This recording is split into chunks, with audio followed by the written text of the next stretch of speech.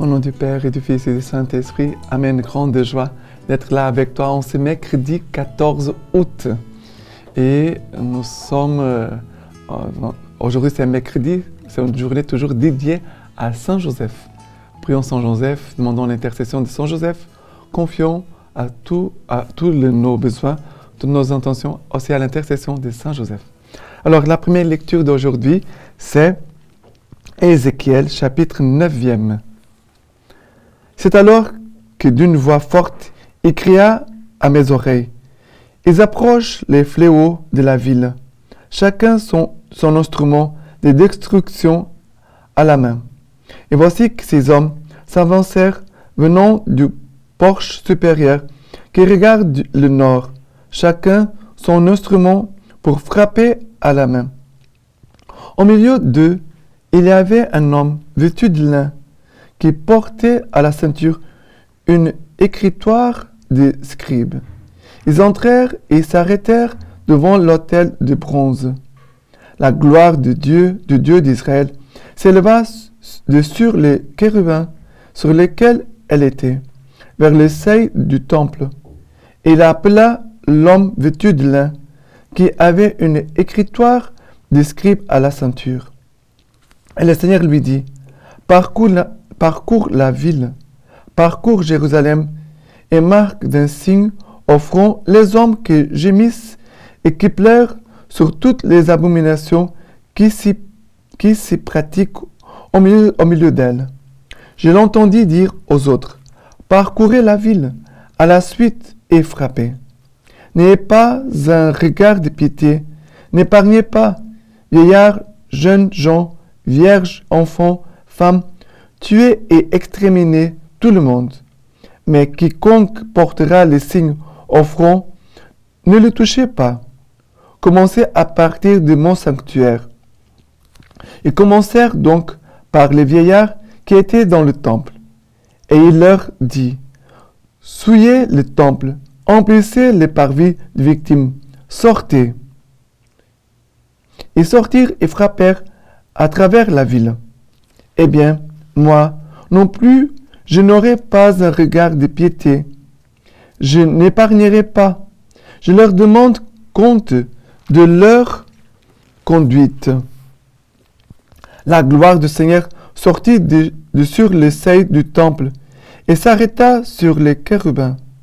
Les chérubins levèrent leurs ailes et s'élevèrent de terre à mes yeux en sortant les roues avec eux et s'arrêtèrent à l'entrée du porche oriental du temple du Seigneur.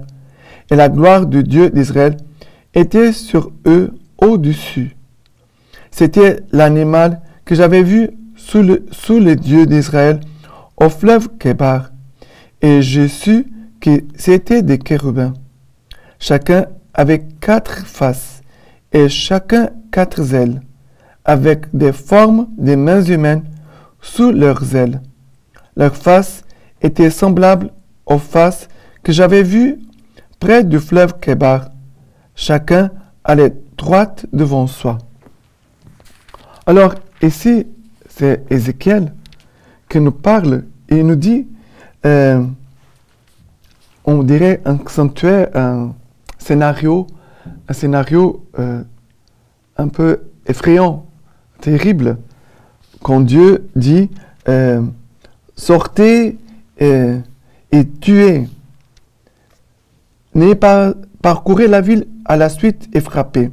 N'ayez pas un regard de pitié, n'épargnez pas. Vieillards, jeunes gens, vierges, enfants, femmes, tuez et exterminez tout le monde. On dirait même qu'un scénario un peu... on dirait... Ça fait même peur. Mais qu'est-ce que Dieu est en train de nous dire? Il y a une purification que Dieu veut faire. Écoute cette parole, purification. Nous tous, notre chemin spirituel, c'est un chemin de purification. Ça veut dire qu'il y a des marques de péché en nous qui doivent sortir. Il y a des péchés en nous qui doivent sortir. Parce que le Dieu d'Israël, le Dieu saint, saint, saint, ne peut pas habiter avec la souillure du péché. Alors, Dieu a besoin d'enlever ces signes, ces gestes de tuer. Ça veut dire que Dieu est en train de purifier.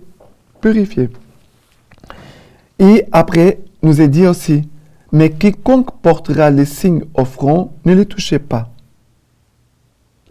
Commencez à partir de mon sanctuaire. La purification commence à partir du lieu saint, le sanctuaire. Ça veut dire de notre âme. On pourrait dire, Dieu a besoin de commencer par le sanctuaire de ton âme, de mon âme, pour purifier à partir de l'intérieur vers l'extérieur. On pourrait dire comme ça. Dieu a besoin de faire une œuvre en nous, à partir de notre intérieur, vers l'extérieur. Laissons le Seigneur nous purifier et en même temps, demandons à l'Esprit Saint de nous faire comprendre l'action de Dieu dans notre vie.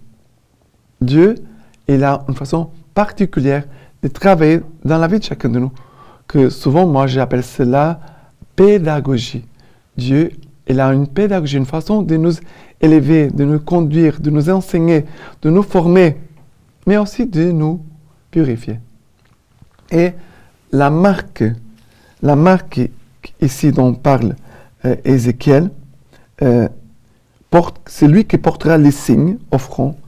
Quels sont ces signes? C'est les signes, souvenez-vous, notre confirmation, on reçoit les signes de la croix sur notre front.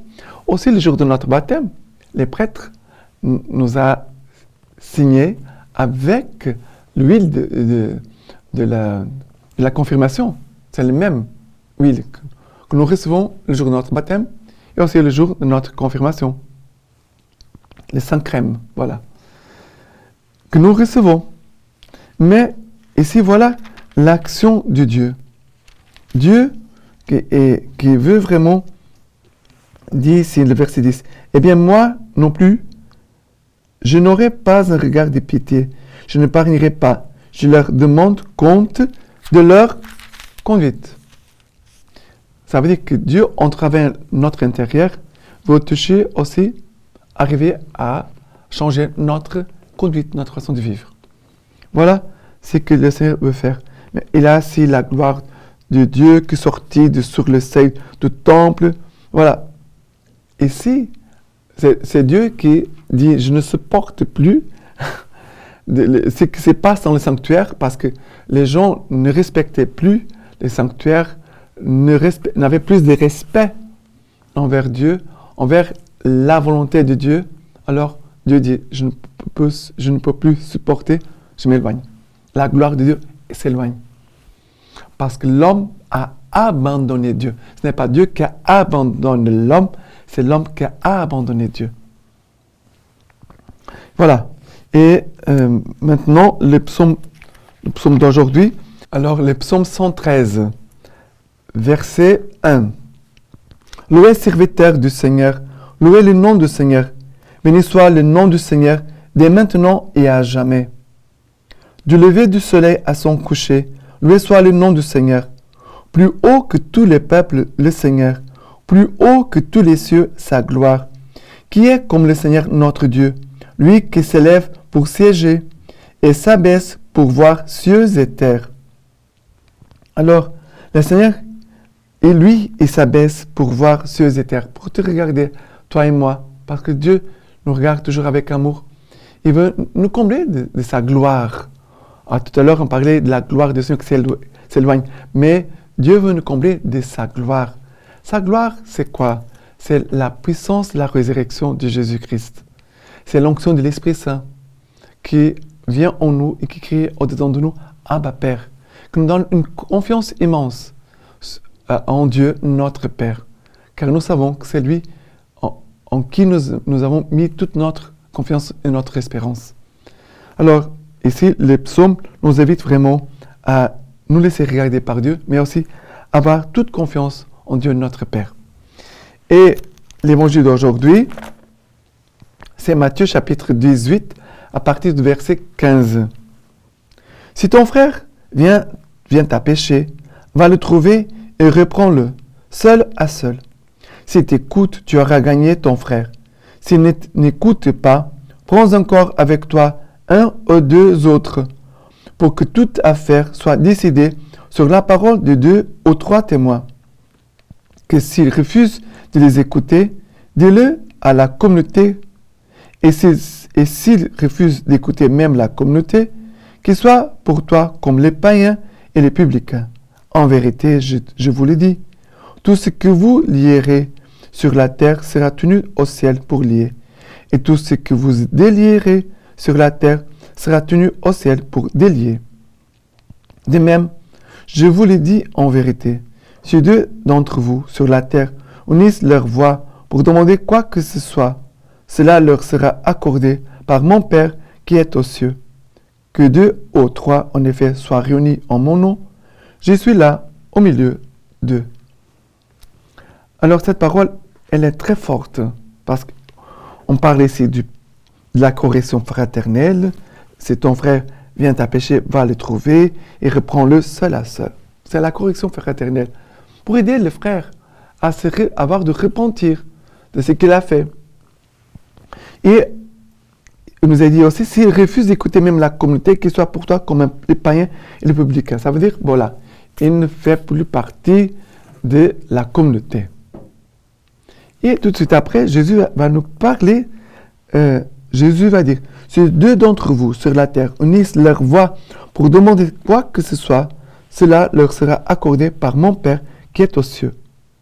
Ça veut dire, quand je trouve parce que la chose, je pense, plus difficile, parfois pour nous, c'est notre conversion. Ce n'est pas facile notre conversion. Je ne veux pas dire que c'est la plus difficile, mais c'est difficile quand même.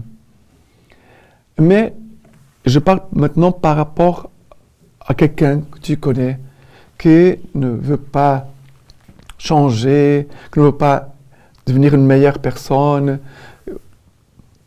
Qu'est-ce que Jésus est en train de nous dire? Il faut se rassembler pour prier, pour demander la grâce pour ses frères.